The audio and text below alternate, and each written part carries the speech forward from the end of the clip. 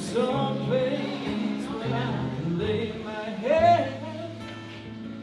Hey, mister, can you tell where a man might find a bed?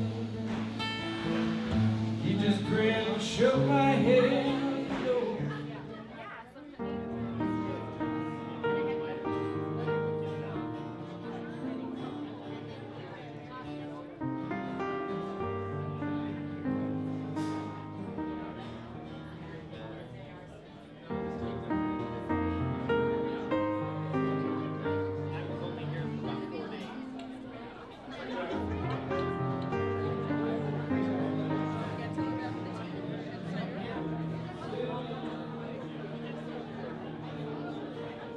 All right, thank you everybody for coming tonight. I really appreciate it.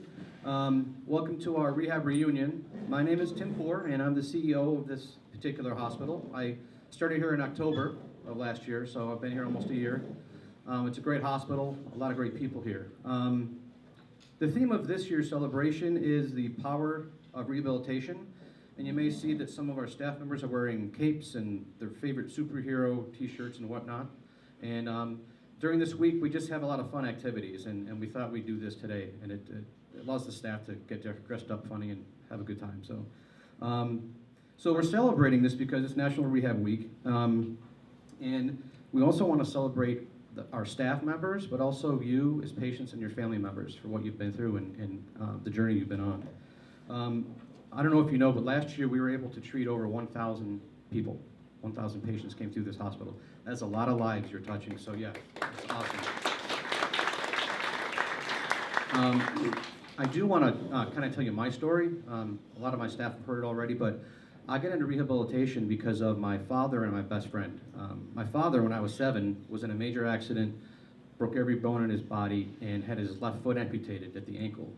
And they did get the foot back on, but he had no dorsiflexion, so it took him a while to learn how to walk again and get dressed and get back to life. So he was in a hospital for about 6 months, but in rehab for over 2. And I didn't know it was rehab at the time. I just knew there were a lot of nice, friendly people helping my dad learn how to walk again and get dressed again. At age 15, my friend was a car accident, and he broke his back, and it was a spinal cord injury. He had no feeling from chest down. He did his rehabilitation in Craig Rehabilitation Hospital in Colorado, and he came back and said his favorite therapist was a recreational therapist. So we both went to school for that, and we both got to work with each other at Baylor Rehab Hospital in Dallas for a few years, so that was kind of a highlight of my life. I then kind of got into the operational aspect of healthcare, but I've always been in healthcare in some form. More recently, I've actually walked in your shoes, or your family's shoes. My sister, in 2013, had somebody hit her in the head with a jet ski, going about 40 miles an hour. And split her head open, and she fractured both of her bone plates in her head. So now she has two nice titanium bone plates in there. I knew what the next steps were just because of my experience. So it was quite a journey. I was in the ICU several times over a few months. I went through the neuro checks and the coma, and is she going to make it or not? And then I had to talk to my parents about getting custody of her children because she couldn't take care of them anymore. And then I had to tell them she's going to have to move in with them or go to an assisted living home. So luckily I was prepared to help handle all that. But when you're in that situation, it just doesn't seem real sometimes. So I walked in your shoes. So I just want you to know that's why this is so important to me. And I'm so happy that you came. And I'm happy to see you guys. So that's why we're here tonight. I do want to, before I introduce the speakers though, I do want to introduce Mia Hansen. If Mia could come on up. Yes, Mia. She is one of the founding members on the board for the Southern Arizona Adaptive Sports Program. And you can use this, or I have to.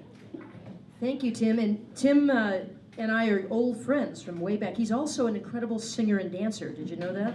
So I hope you're going to ask him to do that for you. They didn't know about the dance part. Sorry. And I have with me today a couple of friends. As Tim said, my name is Mia Hansen. I'm one of the co-founders on the board of Southern Arizona Adaptive Sports, also known as SAS. And we're a brand new nonprofit that has started to fill a gap for services for persons in our community to provide opportunities and promote fitness, sports, and recreational opportunities for people to get out and cycle, play tennis, wheelchair basketball, wheelchair lacrosse. How about some wheelchair football? Lots of stuff is happening, and I got into this because my brother at age 21 had a spinal cord injury and has a C5 and 6 injury, is paralyzed. So from age 21, I was his caregiver, and now about 40 years later, I've watched him through his journey, and he's still a wonderful mentor and is inspiring people to get out and play tennis and be active. And so we'd like to invite you and your families to come out and participate and get active with us. We have 2 incredible wheelchair basketball teams, and these ladies are part of the newest women's wheelchair basketball team. This is Rahana Ibrahim over here. She's my adopted Somali daughter. Okay, I didn't really adopt her, but almost. She came as a refugee 3 years ago, and from Somalia, had been in an Ethiopian refugee camp. Rahana was born with a tethered spinal cord and really never was able to do anything or imagine herself doing anything much in life other than survive. She survived death, basically, made it through these refugee camps, and has been playing wheelchair basketball for 3 years with the University of Arizona Women, and is now on our new team. Welcome, Rahana, to Tucson. And I'll let Star introduce herself. I'm Star. I've played on the University of Arizona basketball team for about 7 years, and then I went to play for California and decided I didn't like to travel too much, so we're starting our own team here in Tucson called the Arizona Storm. I was injured when I was 10 months old in a violent crime, and I went through the system and things of that nature. So our motto really is, you know, if you dream it, then you do it.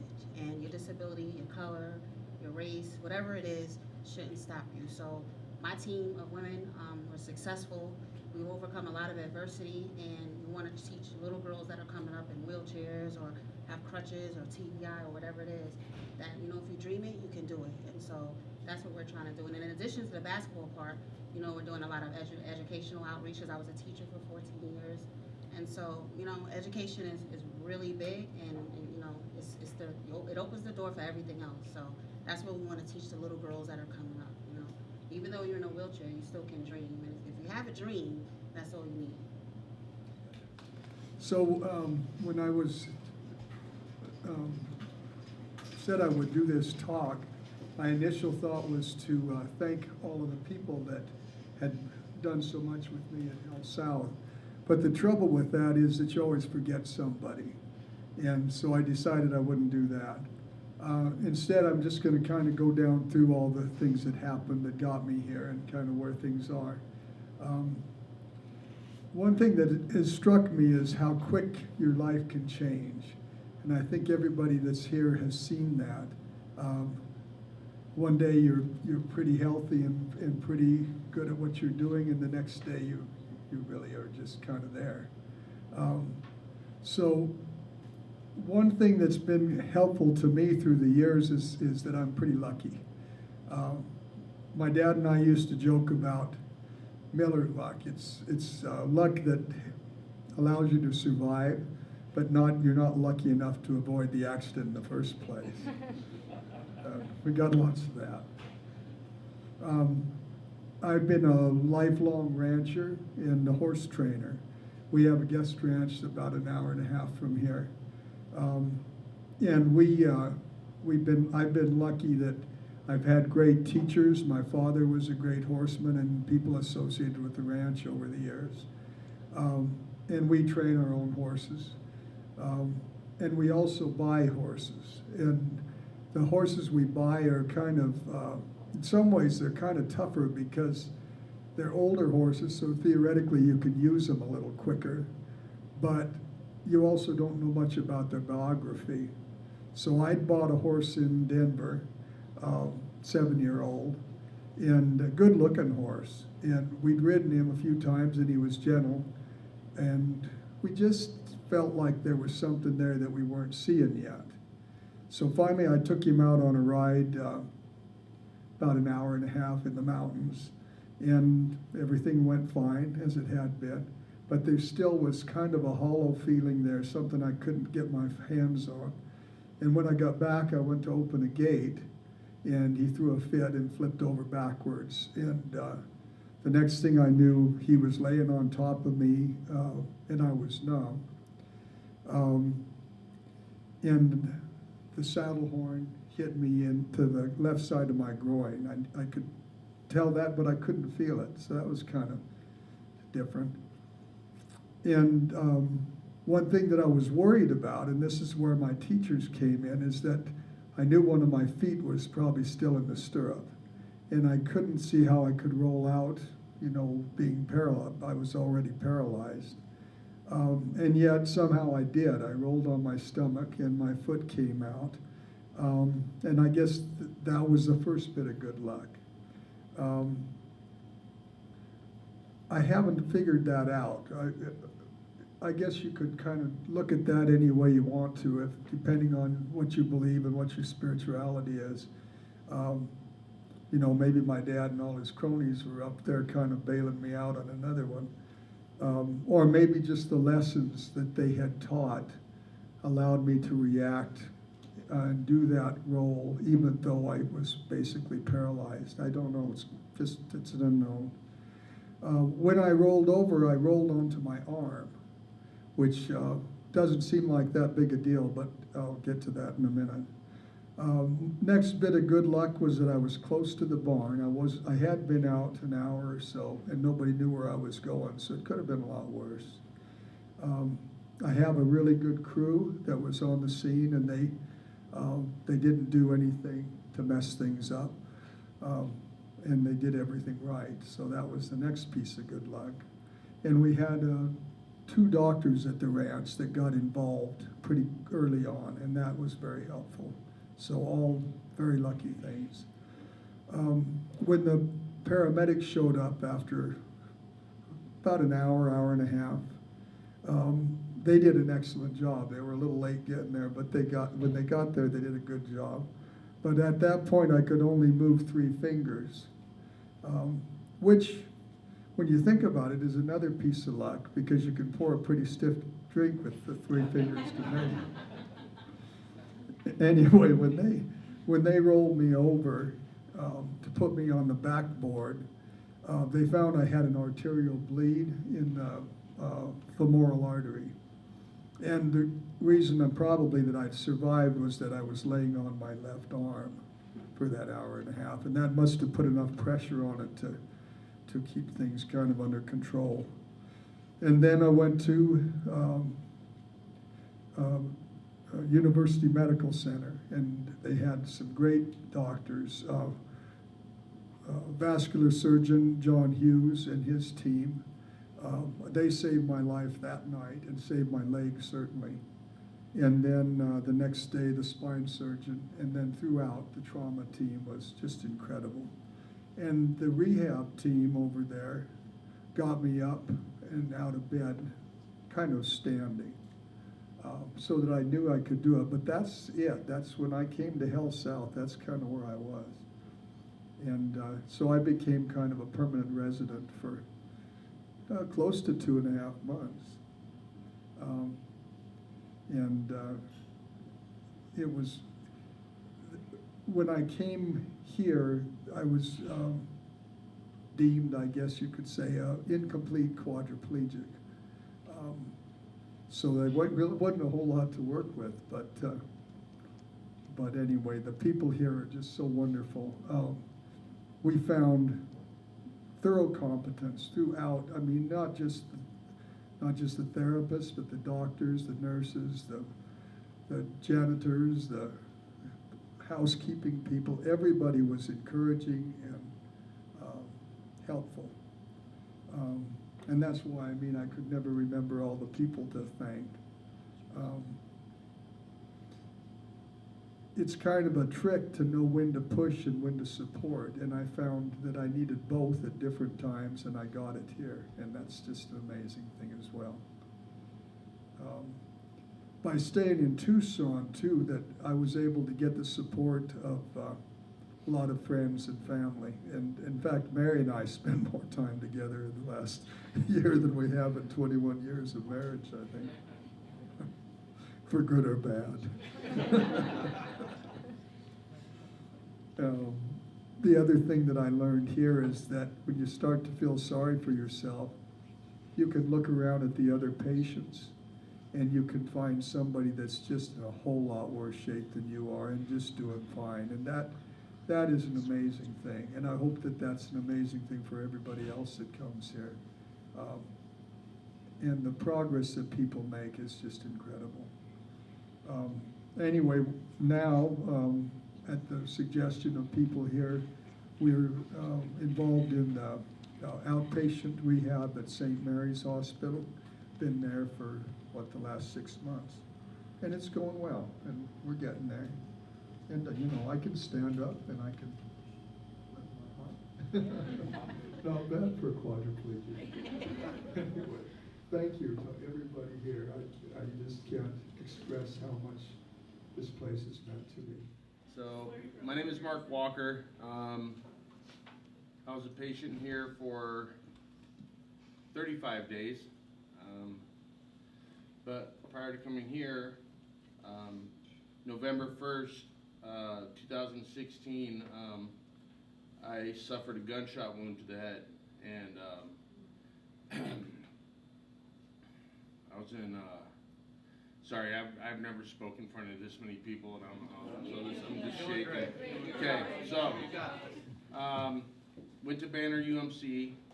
They did the corrective surgery. I had skull fragments and hollow point fragments in my head. Was in ICU for 7 days. I was on life support, and it was kind of funny. Some days I could hear like my mom's voice or my wife's voice or my kids' voices. But the one thing that really got me is I could hear my doctor telling, can you guys hear me? Yeah. Okay, so I could probably talk without a microphone. I'm pretty loud. I remember the doctor telling my mom, sorry, this is hard.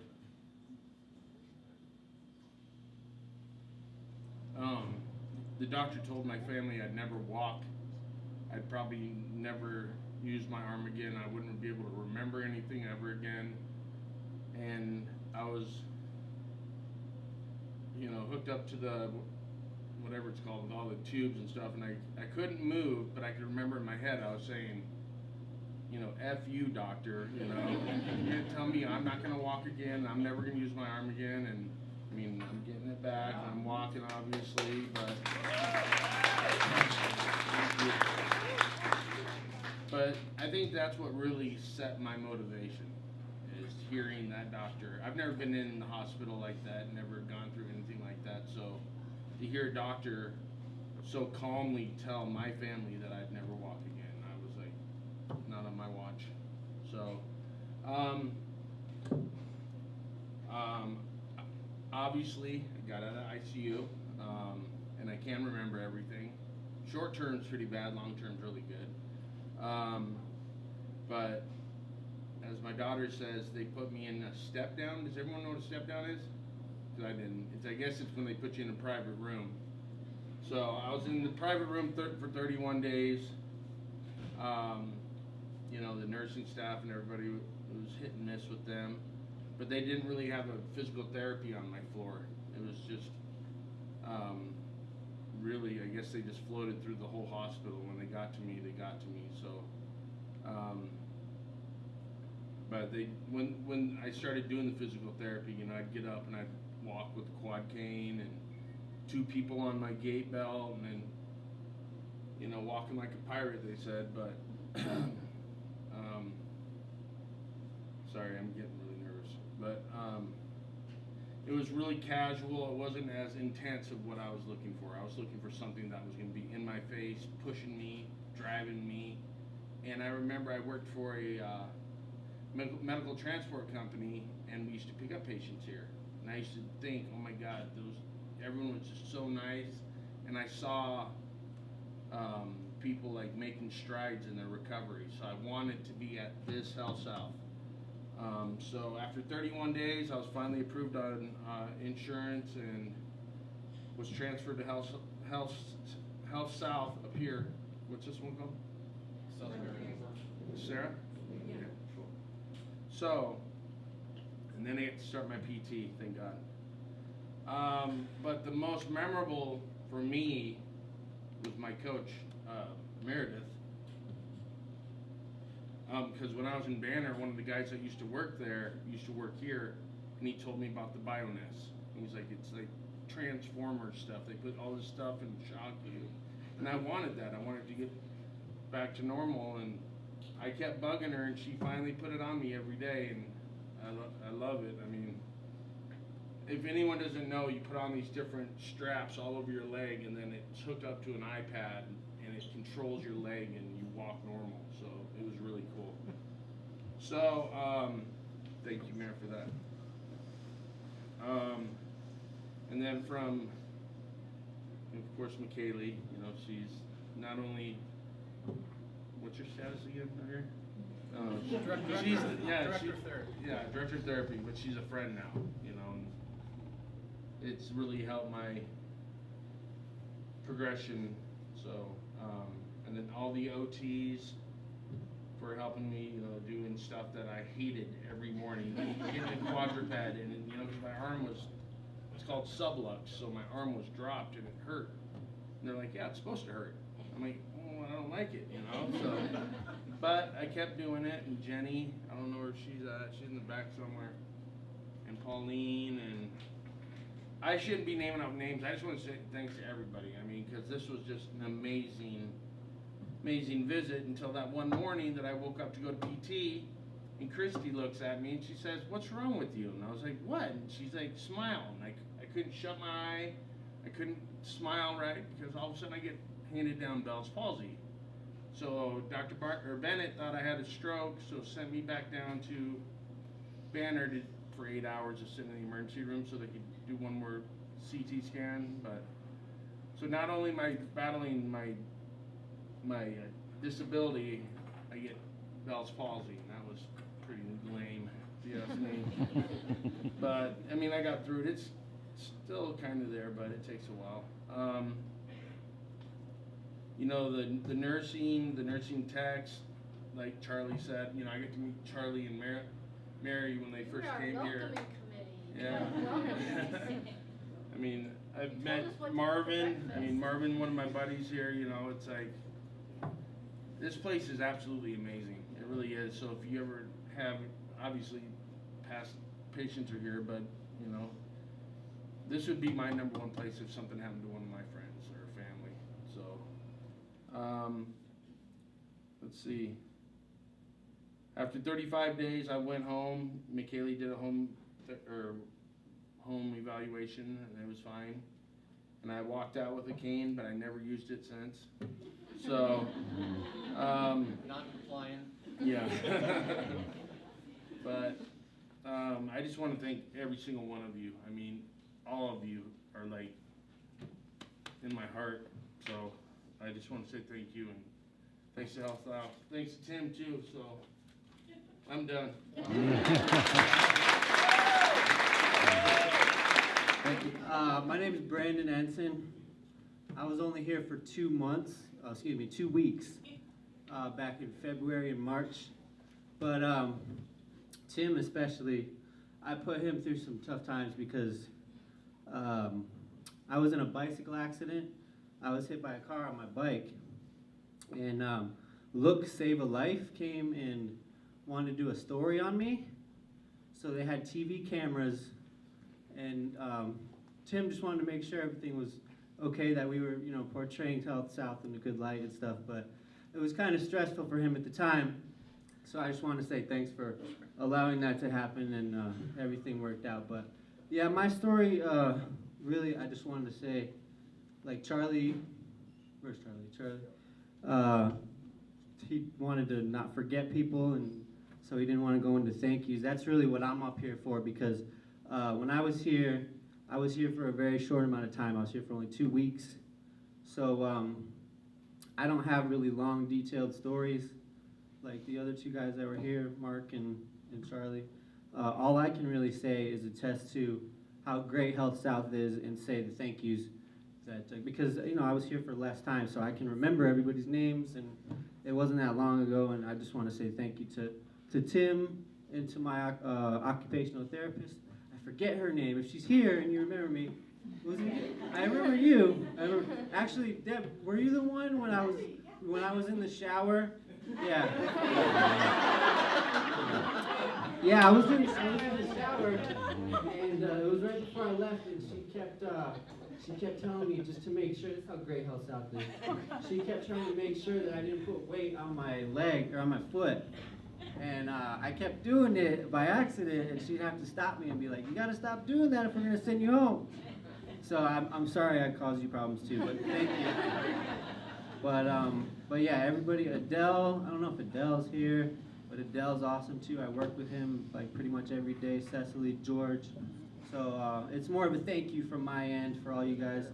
And I'm doing great now. I mean, I'm walking. Like I said, my injury wasn't too severe, but still, Health South, it doesn't matter. They do whatever they can for you, and they go above and beyond. I kind of grew up in hospitals. I have a kidney and bladder situation going on that I spent a lot of time in hospitals growing up, but so I know the good ones and I know the bad ones, and this one was definitely, they made me feel at home. I kind of, looking back, because I haven't been here in a long time, I remember that being here, it didn't even feel like I was sick being here or injured at all. I mean, I don't remember a whole lot. I mean, it might have been the drugs that I was on at the time. But I don't look back on this place and say, God, like I was even injured. It just feels like I was on vacation for a little bit, honestly.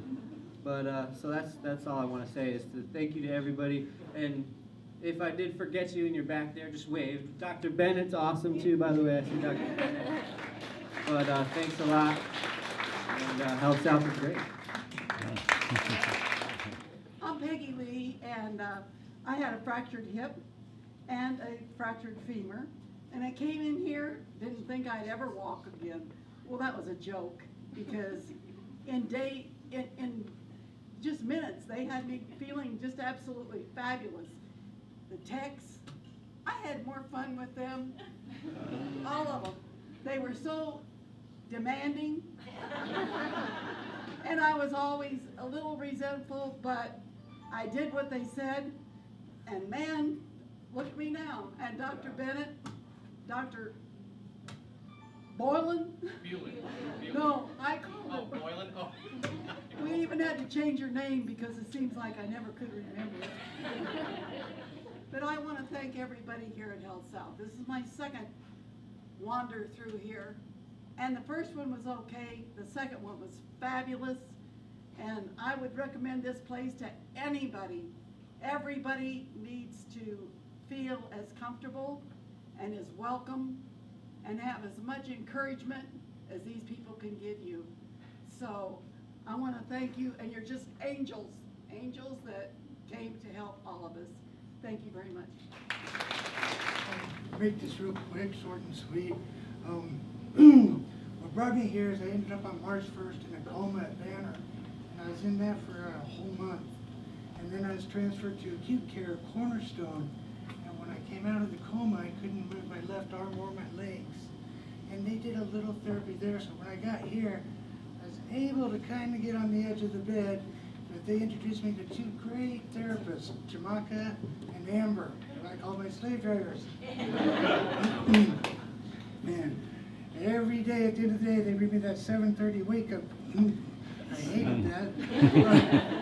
But within a short time, to give you an example, I couldn't even get on my hands and knees. But Jamaica, she kept working with me, and finally I was able to at least get up to there. Slowly I ended up in braces, because I had drop foot really bad. And if you don't know what that is, it's where your feet just kind of hang there. And getting through all that, and I mean, the people here were just fantastic and wonderful. And it's not just what happened here, but the lessons that they taught me here, I've integrated into my life today. I now go to the gym 3 times a week and make sure I do all my therapy that I was sent home with. And I just finished my outpatient therapy last month, and I've gone from barely being able to do 10 pounds on a leg press up to 135. So, I just want to thank everybody for all your help and encouragement and for busting my butt. Thank you.